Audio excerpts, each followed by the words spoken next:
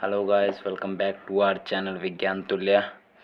So question आपके सामने है, बट क्वेश्चन शुरू से करने से पहले सीबीएसई से रिलेटेड कुछ बात कर लेते हैं। तो गाइस, रिजल्ट आ चुका है सभी का, 12th वालों का भी आ गया, 10th वालों का भी आ गया। अगर जेई वाले देख रहे हो तो भाई बहुत अच्छी बात है, आप लोगों का रिज़ल्ट तो अच्छी बात है, आ ही गया। और हमारे भाई 10th के भाई जो अभी अभी पास हुए हैं, तो सभी को सबसे पहले कॉन्ग्रेचुलेशंस। रिज़ल्ट ठीक ठाक ही आए हैं, कोई बुरा नहीं आया। अगर थोड़े बहुत नंबर कम भी आए हैं तो कोई टेंशन वाली बात नहीं है, सिर्फ ये नंबर सब्जेक्ट ही चूज़ करने के लिए होते हैं, है ना। तो टेंशन मत लेना बिल्कुल भी, डिप्रेशन में आने की कोई ज़रूरत नहीं है। तो क्वेश्चन करते हैं। Energy of a particle of mass m executing simple harmonic motion SHM with amplitude a and angular frequency omega depend upon M A and omega. Find expression for E, यानी कि एनर्जी। ये guys W नहीं है, ये omega है। तो question को solve करते हैं।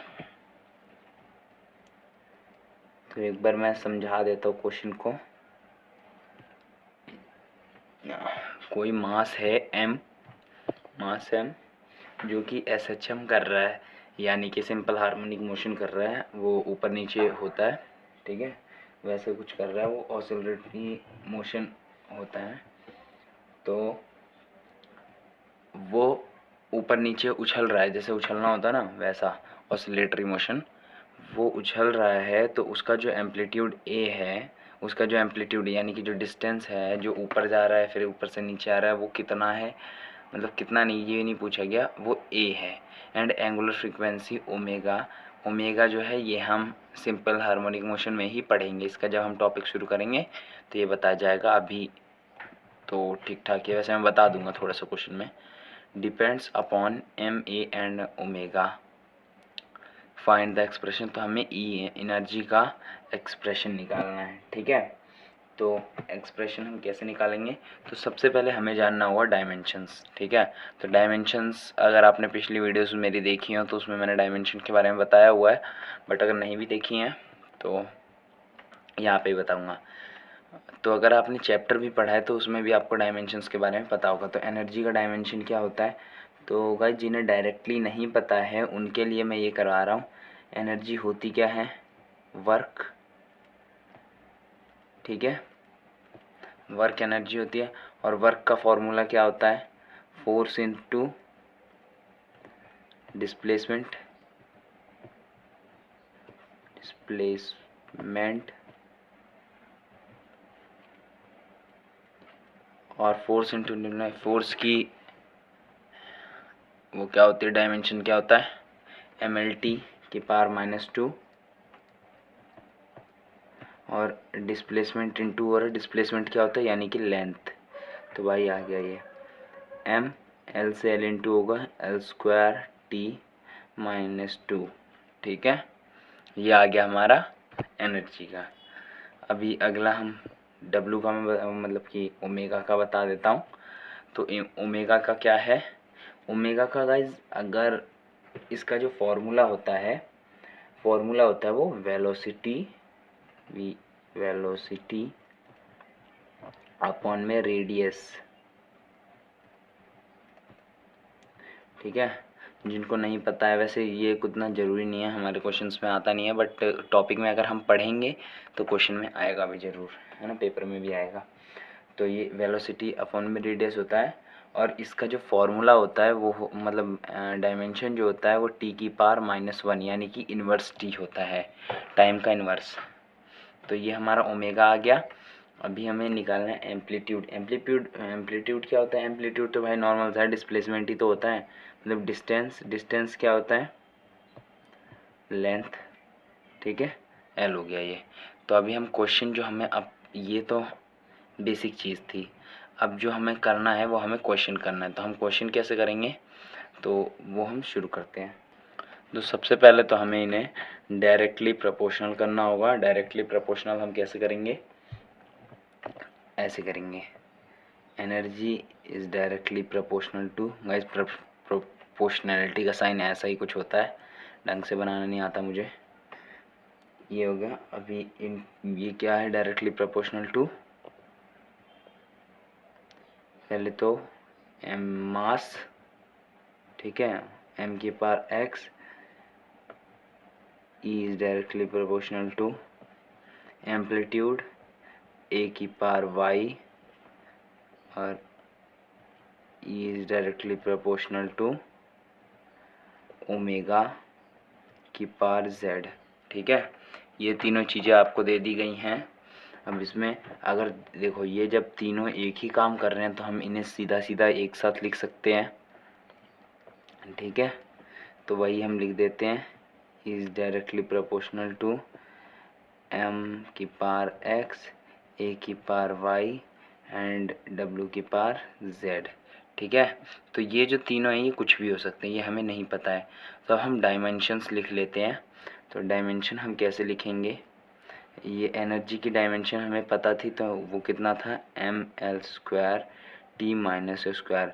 अभी हमें इन दोनों की ज़रूरत नहीं है, इन दोनों की हमें ज़रूरत नहीं है डायमेंशंस की, और हम इनके डायमेंशंस हम खुद निकालेंगे। अभी इज डायरेक्टली प्रोपोर्शनल टू, यहाँ पे गाइस हम एक वो कर सकते हैं, हम इन्हें इक्वल कर देते हैं। जब इक्वल करते हैं तो k आ जाता है इसके साथ। ठीक है, तो हम k को यहीं छोड़ देंगे, वो मैं बाद में बताऊंगा कि k का क्या करना है, बाद में बताऊंगा मैं वो k का क्या करना है। ठीक है, अभी इतना कर दिया हमने, तो k को यहीं छोड़ो, m की पावर x, m क्या होता है, मास। ठीक है, मास होता है m की पावर x। अभी एम्पलीट्यूड क्या होता है, एम्पलीट्यूड होता है हमारा डिस्टेंस यानी कि लेंथ, और सिर्फ लेंथ ही होता है, ये y हो गया। और अगली चीज़ हमारे पास क्या है, अगली चीज़ है हमारे पास, यहाँ लिख दें, नीचे लिख दें कि यहीं लिख देते हैं, यहीं लिख देते हैं, ओमेगा। ओमेगा का क्या होता है, t की पावर -1 की पावर z।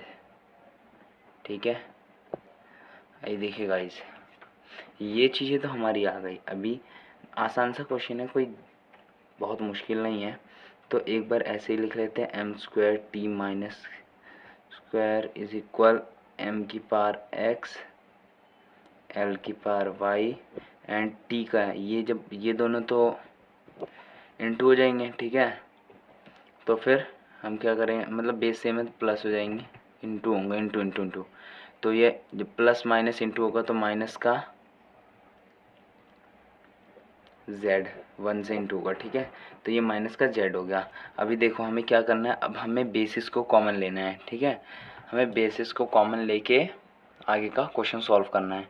तो उसके लिए हम कैसे करेंगे, हमें गाइज, हमने डायमेंशन में पढ़ा है कि जिनका डायमेंशन सेम होता है, ठीक है, जिनकी यूनिट सेम होती है, सिर्फ वही प्लस माइनस कुछ भी हो सकते हैं। ठीक है, तो हमें वही देखना है। तो अभी डायमेंशंस, या m को हम l से तो कर नहीं पाएंगे, तो हम m को m से करते हैं।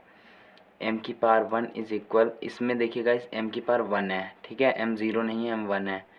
m की पावर 1, m की power x is equal, x is equal 1 आ गया। ठीक है, सेकंड क्या है, l की power l² is equal l की power y is equal y is equal 2 आ गया।